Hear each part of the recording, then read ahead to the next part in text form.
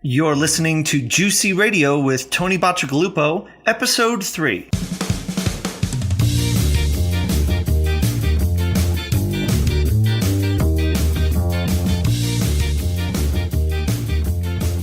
Hey, what's up, everyone? Thanks for tuning in for this, our third episode of the Juicy Radio podcast. My name's Tony Bacigalupo. You can find out more about me at tonybacigalupo.com or twitter.com/TonyBeGood.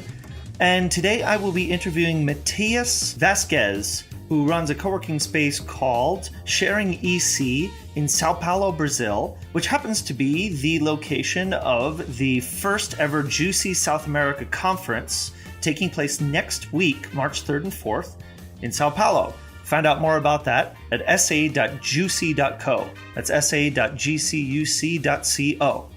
So Matias is a really incredible guy. He runs this co-working space, but what is really amazing about what he has done and what you'll be hearing more about in the course of our conversation is that he thinks of his co-working space not just as a workspace for the people who happen to be there, but really as a center of commerce for his neighborhood.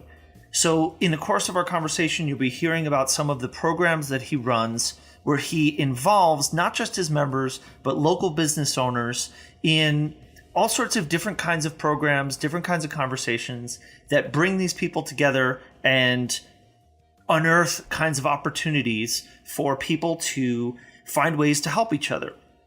Matias is also one of the leaders of the new CoLatAm effort, which seeks to unite leaders of co-working spaces from all across Latin America and South America. He's leading that effort with Manu Vega, who I interviewed in the previous episode.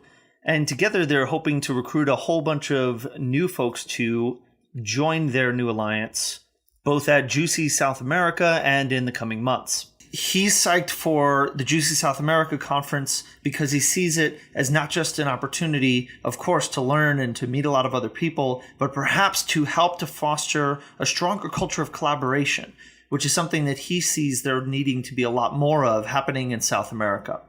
So without further ado, let's meet Matias and learn a little bit about how he got started.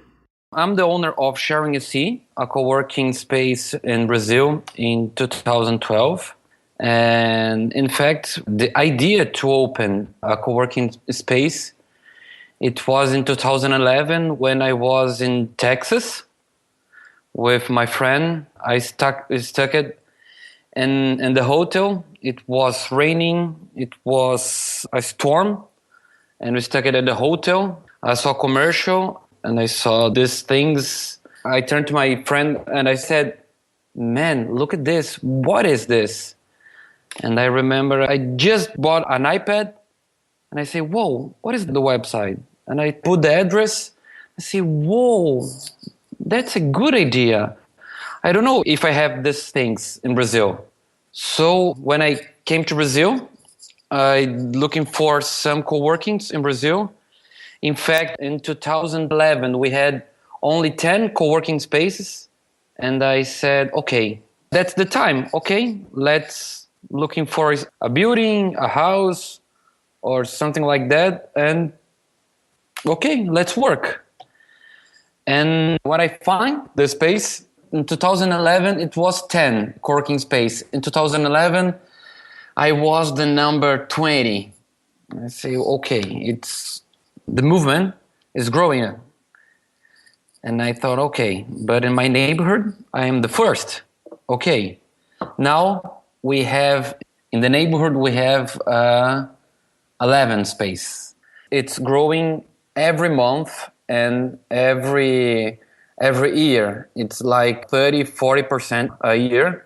And we need to do different things, different styles to hold the people in our co-working space. So Matias's story is not unlike the story of a lot of other folks. He saw this idea of co-working, someone else was doing it, immediately had this notion of this needs to be happening where I live in my neighborhood, and went back home and figured out how to make it happen. In his case, what was interesting is that he saw that co-working was even happening inside of his city, but not yet in his neighborhood. He noticed that co-working is growing quickly, but not quickly enough for where he lives and for the people he wanted to serve. And so he got that rolling. And this notion of neighborhood keeps coming up when talking to him. Quickly after we started talking about how he got things rolling, he started transitioning into talking about the kinds of activities that he does, not just inside of his space, but outside of his space, attracting people who aren't just his members. One such community program is called Coworking La Garagem, which he pronounces a lot better. Coworking na Garagem. Which is an event that showcases the kinds of things happening with the local businesses. It's a bi-monthly event, and we put 2 food trucks. And he emphasizes that anyone who's based in his neighborhood is welcome to join.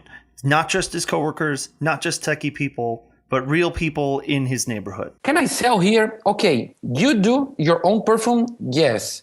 You live here in Pinheiros? That's my neighbor? Yes. Okay, you can sell here. They need to live in our neighborhood. That's the rule. I asked Matias, so how big of an event is this? Is this just kind of a small local thing or what? In the last, we have a partnership and sponsorship from Yelp and from a beer company. And we have like almost 300 people. Since I know he's a guy who wants to bring together the other co-working spaces in his area, and he mentioned that there are other co-working spaces in his neighborhood, I asked if he got the other co-working spaces involved in this sort of neighborhood-wide event. We try, but we don't have this collaborating spirit in Brazil. Not yet. So this notion of wanting to try to foster a stronger sense of collaboration between spaces is something that we'll get into more a little bit later. But while we're in this realm of working with local business owners, Matias told me a really fascinating story of how his community helped to save the career of a shoemaker. Basically, I want to do more for my neighborhood. An example, I have a shoemaker in my block. And he's leaving a neighborhood because he need money to pay the rent. I remember I came to my coworker and I say, okay guys, I have a bad news. Our shoemaker is leaving the neighborhood. So we need 100 shoes for fix. Who has the shoes for fix? No, I don't have. Okay, please, I need 100 shoes tomorrow. The next day we have 200, 203, 204 shoes to fix, and we pay in advance to the guy to stay in our neighborhood. How awesome is that, right? This is what a co-working space is about. It's not just a workspace, right? It's a part of your community. And the more that the coworkers are invited to consider how they can not just be workers alongside each other, but actually helping to contribute, actually working together. These are people who are going to be more strongly bonded, that are going to be more active citizens, that are going to be happier, healthier, more integrated. This is the right kind of stuff. So I asked Matias a little bit more about how he fosters that kind of culture. How does he have a community where he asks for them to contribute shoes to help out the local shoemaker, and boom, he's got 200 shoes the next day. And he told me, well, something not that surprising. It involves beer, and in São Paolo, soccer. One time a month, we have our soccer game. After the game, we have a cervejada. We sit together and drink a lot of beers. But that's the time that the people know each other. That's the time.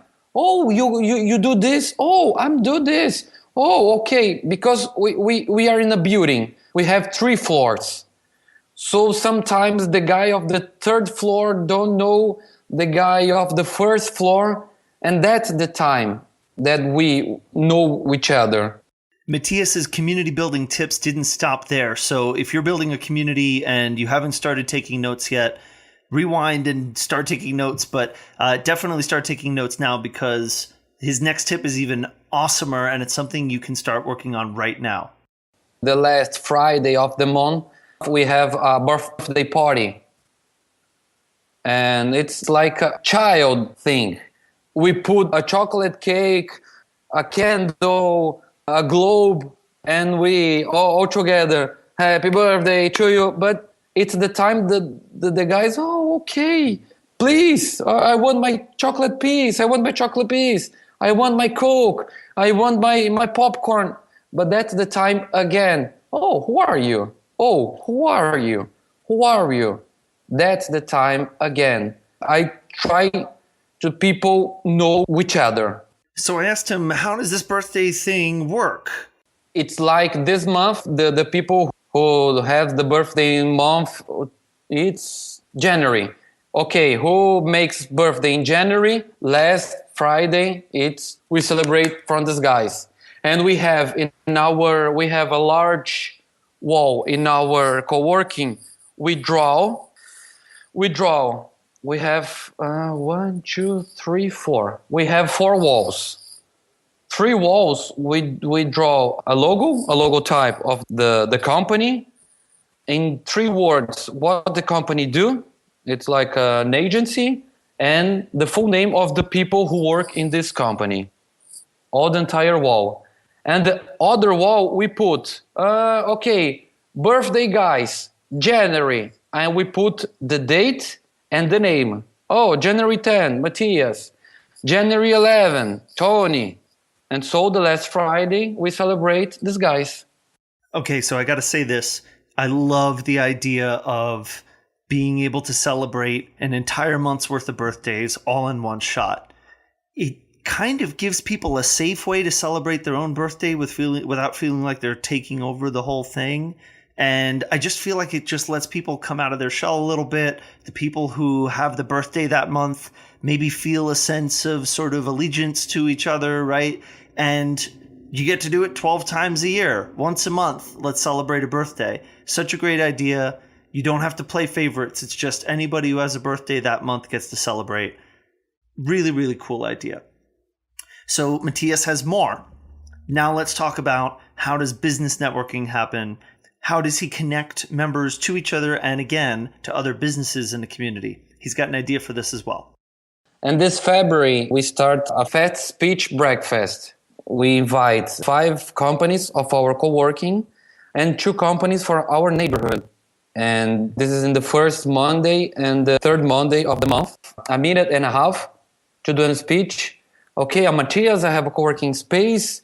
I have a problem to communicate and I need a guy to do my website.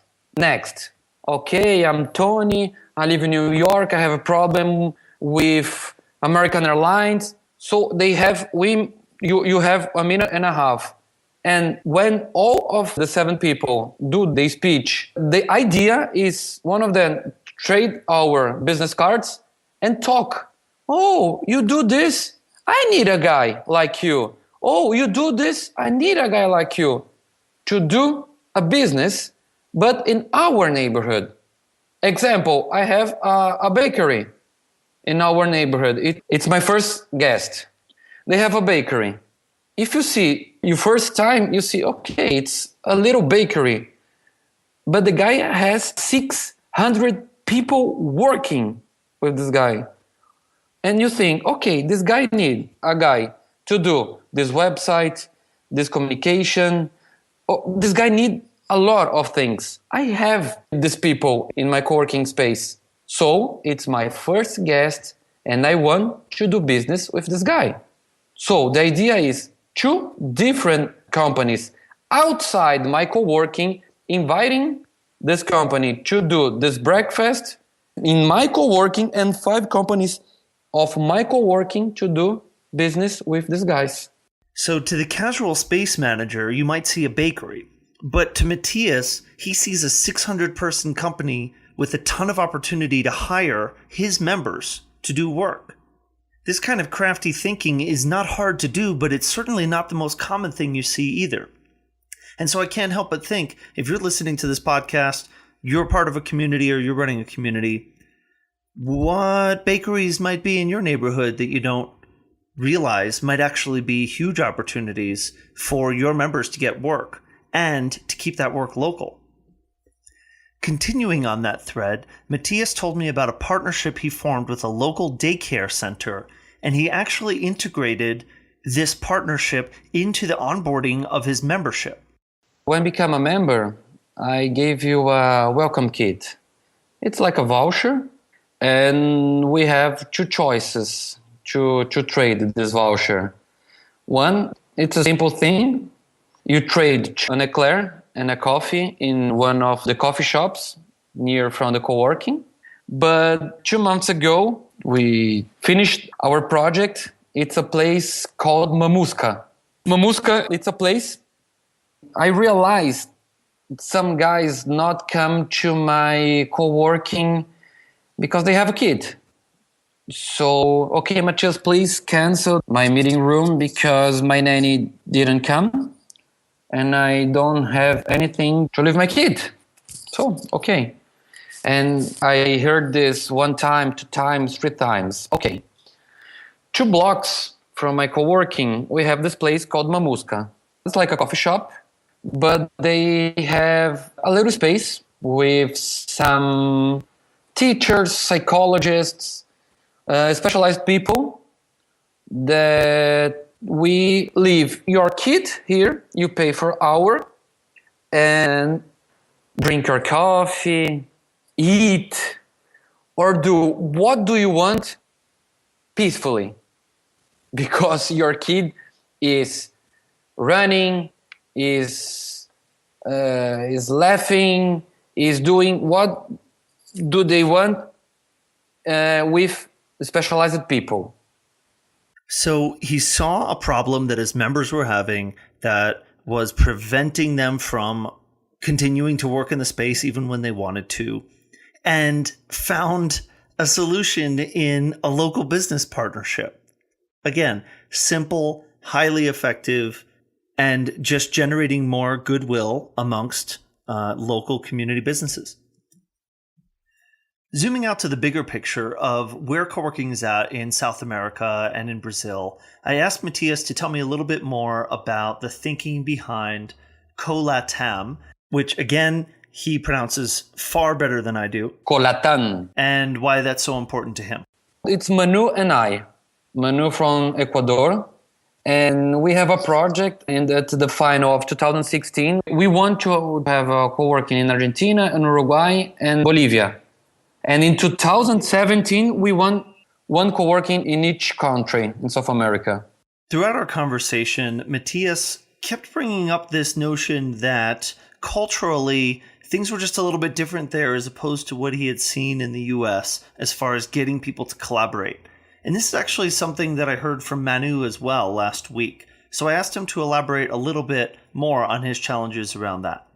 I see a difference in when I go to USA and I see a difference in Brazil. I don't know if it's the real thing or not, but I see you guys in USA, we have more collaboration between co-working space than here in Brazil. I think that the first thing.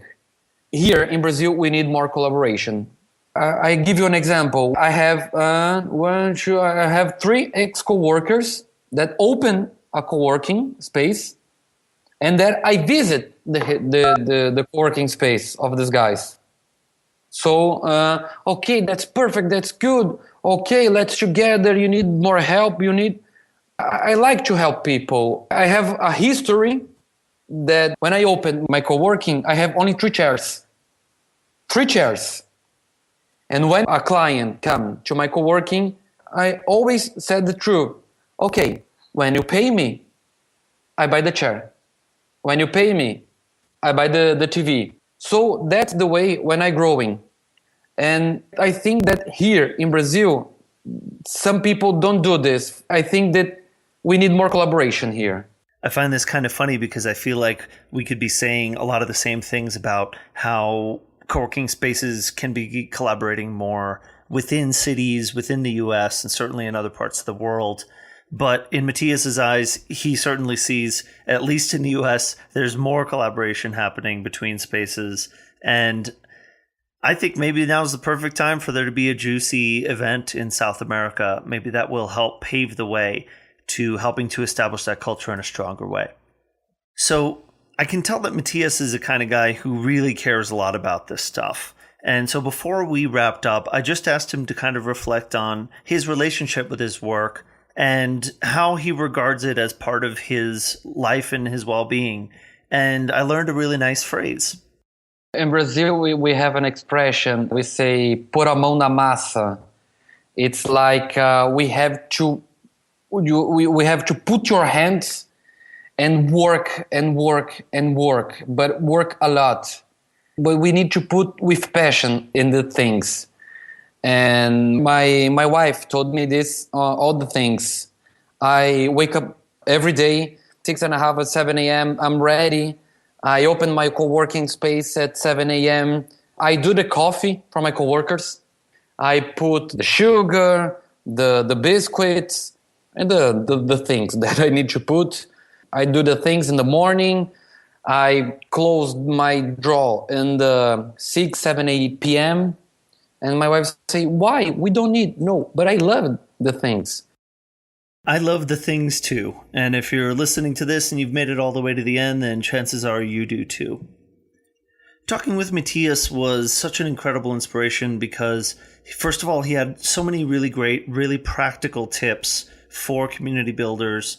He thinks about the space not just in terms of what's going on the inside, but how the space is a part and embedded in the community around him. And so it was just so great to talk to him. He obviously wants to bring people together inside the space, inside his community, across co-working communities around the continent. And so I'm sure he's going to be an amazing part of the Juicy South America Conference next week. And so if you're listening to this and you still have a chance to get down there to be a part of it, I'm sure it's going to end up being looked back on as a really important moment for co-working in South America.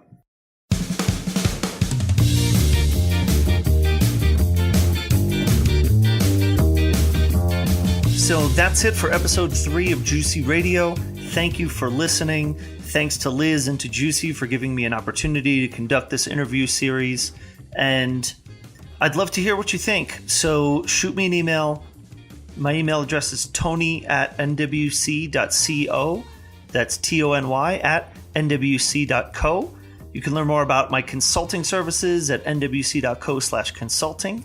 And I'd love to hear what you think of Matias' story. I'd love to hear what you think of this podcast. So please give me whatever feedback you want, and I'd be happy to hear it.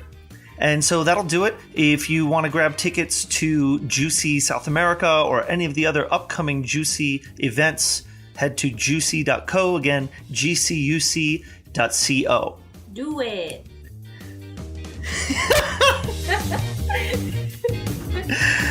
That's good. That's good. Anyway, that is going to do it for me. Signing off from lovely Boulder, Colorado.